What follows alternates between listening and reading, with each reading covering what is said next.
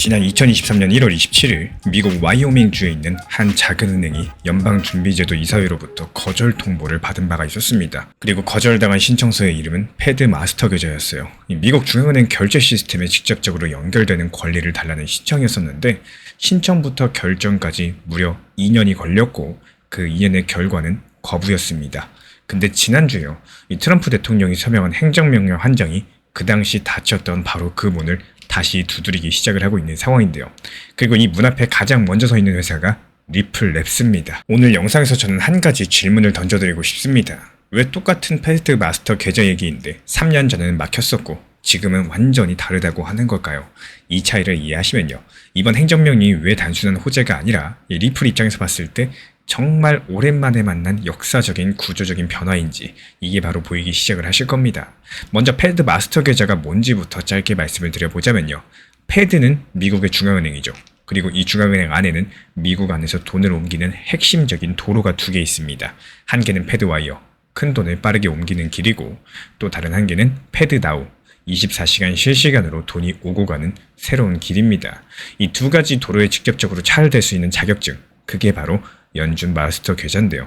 이걸 가진 회사가 다른 은행들을 거치지 않고도 미국 금융 시스템 한가운데로 바로 들어갈 수가 있겠죠. 그동안에 이 자격증 같은 경우는 사실상 전통적인 은행만 받을 수가 있었습니다. 그래서 리플 같은 핀테크 회사라거나 가상자산 회사들 항상 중간에 다른 은행들을 한 단계 끼워 넣어야 됐었어요.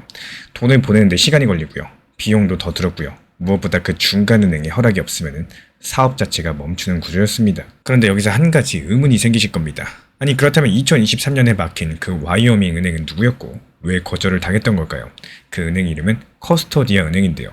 와이오밍 주정부가 인가한 가상자산 친화적인 은행이었었는데 2020년 10월 마스터 계좌를 신청했었고요. 그리고 2023년 1월 거절당했습니다.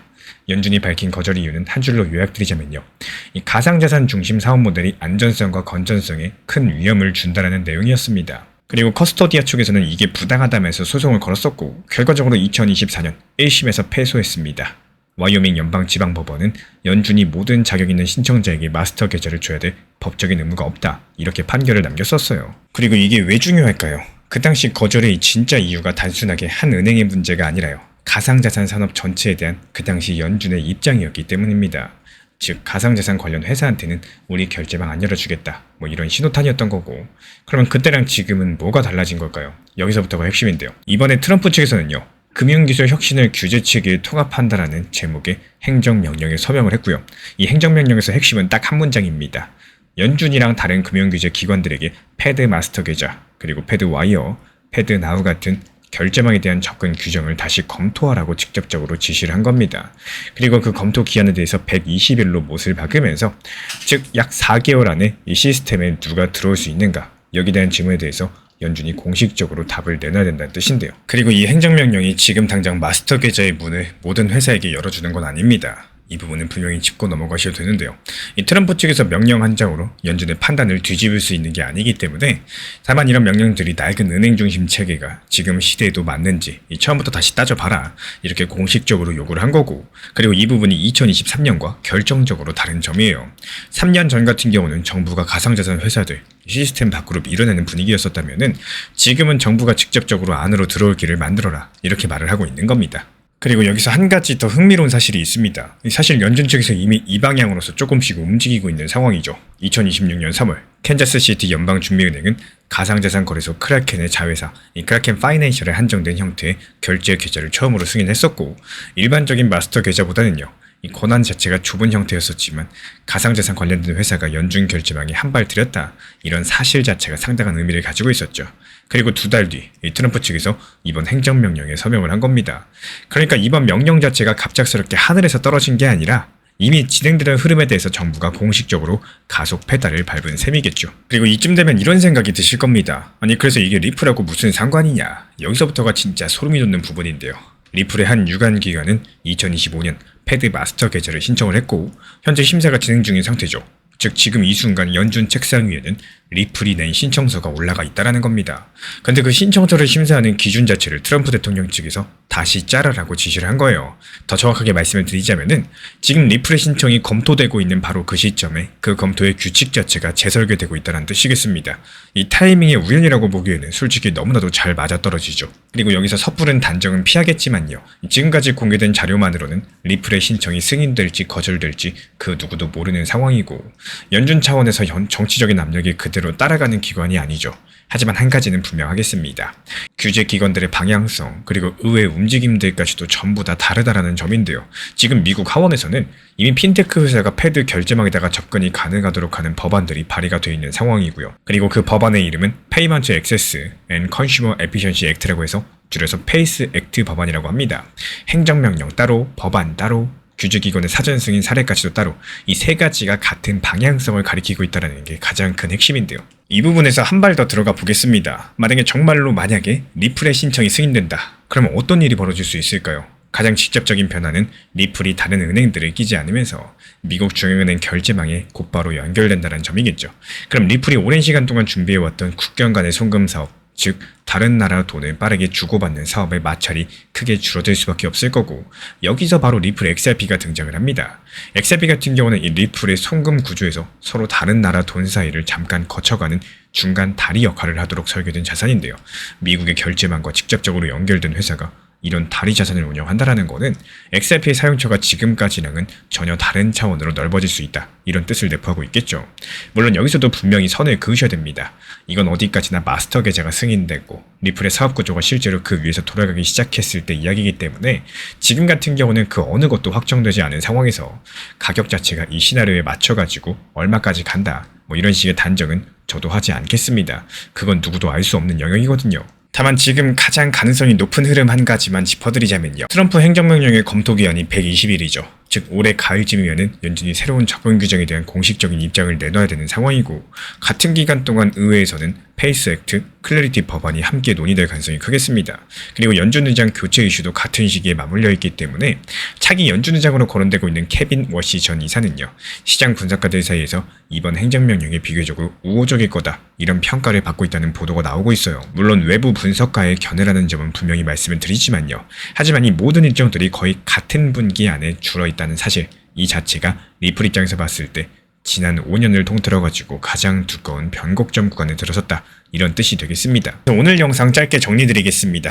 2023년에 닫혔던 패드 마스터 계좌의 문은요. 이번 트럼프 행정명령으로 처음으로 그 잠금 장치 자체가 재검토 대상이 됐습니다. 그리고 그 검토가 진행되는 책상 위에서는 리플의 신청서가 올라가 있는 상황인데 이번 변화의 본질은 호재 하나가 더해진 정도가 아니라요. 지금까지 리플이 부딪혀왔던 벽의 구조 자체가 흔들리기 시작했다는 점이겠고 그럼 우리 구독자분들께 마지막으로 한 가지 질문을 드리고 마치겠습니다. 만약에 올해 가을 연준이 정말로 새로운 접근 규정을 발표하고 그 안에 비은행 회사까지도 들어올 수 있는 길이 명시가 된다면은 그때 우리는 어떤 준비를 하고 있으셔야 될까요? 결국에 이 리플에 대한 관점을 조금만 더 건강하게 장기적으로 이렇게 투자하는 방향성을 가져가셨으면 좋겠습니다. 이 건강한 장기 투자라는 게 우선 오랜 기간 보유만 하는 방향성이 아니라요. 내가 적당한 비중으로서 꾸준하게 잘 모아나가는 이런 것들이 핵심이다라고 생각을 해요. 만약에 내 리플 XRP 평단가가 높다면은 그 높은 리플의 평단에 대해서 얼마나 잘 내릴 수 있느냐 이게 중요하겠고 매수했던 평단이 높은 건 어쩔 수가 없겠지만요. 평단을 낮추고 안 낮추고는 스스로의 선택과 방향성이라고 생각을 합니다. 이 리플 정보방에서도 리플 XRP 코인에 대해서 적당한 단기 고점들, 적당한 단기 저점들을 말씀드리면서 1,800원 매수, 그리고 안전하게 매수 체결까지도 완리가 되면서 단기적으로 2,200원 라인에서 팔고 나올 수 있었던 이유는요. 리플이 상승해서 만족할 때 분할 매도로서 수익 실현해보는 것들을 쓰거나 여기에 대해서 말씀드리는 이유. 결국에는 갑작스러운 시장이 하락을 했을 때 이 분할 매수를 통해서 매수를 하고 또 상승했을 때 분할 매도를 통해서 현금 비중을 챙겨서 오면은 다시 한번 또 하락했을 때 매수할 수 있는 이런 사이클 자체가 확보되기 때문에 오히려 불안한 시장을 기회의 시장으로 만들기 위함이겠습니다. 그래서 지난 리플 코인 4,850원에서 매도했던 이유도 역시 마찬가지였었죠. 지난 폭락장에서 XRP 1,830원 그리고 1,900원서 이렇게 두 차례 분할 매수 들어갔던 물량들 이번에 2,200원 단기 매도하면서 깔끔하게 나왔죠. 추가적인 매수 매도 타점 속보로서 받아보고 싶으신 분들께서는 현재 보이는 번호로 연락 주시거나 댓글창 링크 통해서 신청 주시면 확인되는 대로 입장 드리겠습니다. 최근에 시장이 너무 답답하다 보니까 정보방 입장에 대해서 문의 주시는 분들께서 많아지셨어요. 먼저 제일 중요하지만요. 제가 안내드리는 모든 정보방은 업비트, 빗썸, 현물 매매로서만 안내 도움 드리고 있습니다. 지금 화면에 보이시는 번호나 혹은 댓글 링크에 있는 신청란을 통해서 신청 주시면은 안내를 도움 드리고 있고요.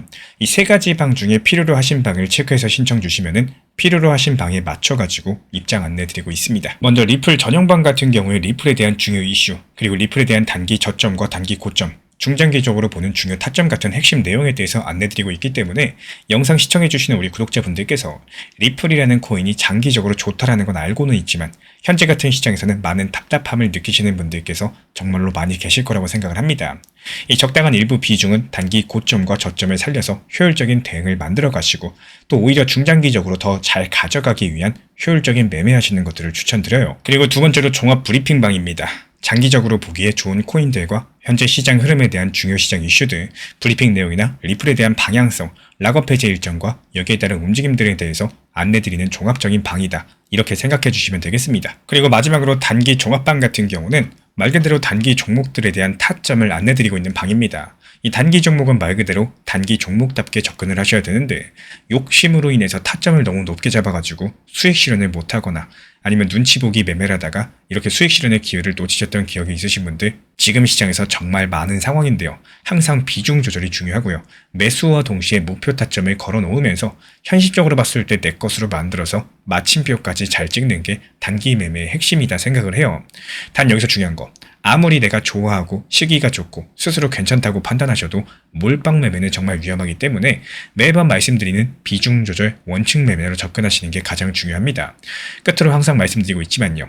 저는 업비트, 빗썸, 현물 매매에 대해서만 안내를 도움드리고 있기 때문에 절대로 해외골에서 선물 매매에 대한 고위험 리스크 매매에 대해서는 언급조차 드리지 않고 있습니다. 무조건적으로 업비트, 빗썸 이렇게 현물 매매로 필요하신 분들께서만 입장 신청 주시면은 안내 도움 드리도록 하겠습니다. 이 빠르게 가는 것보다 중요한 건요. 꾸준하고 길게 가는 게 더 중요한 투자 시장이다. 이렇게 생각을 해요. 건강한 비중 조절 원칙 매매 활용하시기를 늘 응원드리겠습니다. 이 리플 XRP의 매수 매도 타점은 순간의 판단이 전부예요. 그래서 우리 신사 채널에서는 시장의 숨결 하나하나까지 놓치지 않고자 모든 흐름들 실시간으로 모니터링 중에 있습니다. 이 단기 반등 구간이 열리는 순간 그 찰나의 기회 타점을 우리 구독자분들께 바로바로 전달드리기 위해서인데요. 우리 신사 채널을 이미 구독해주신 분들 중에서 실시간 커뮤니티방 참여를 원하신다면 지금 보이시는 번호로 문자 남겨주시면 되겠습니다. 이 혼자서 불안하게 바라보는 시장이 아니라요. 함께 흐름을 읽고 움직이는 경험들을 선사해 드리도록 하겠습니다.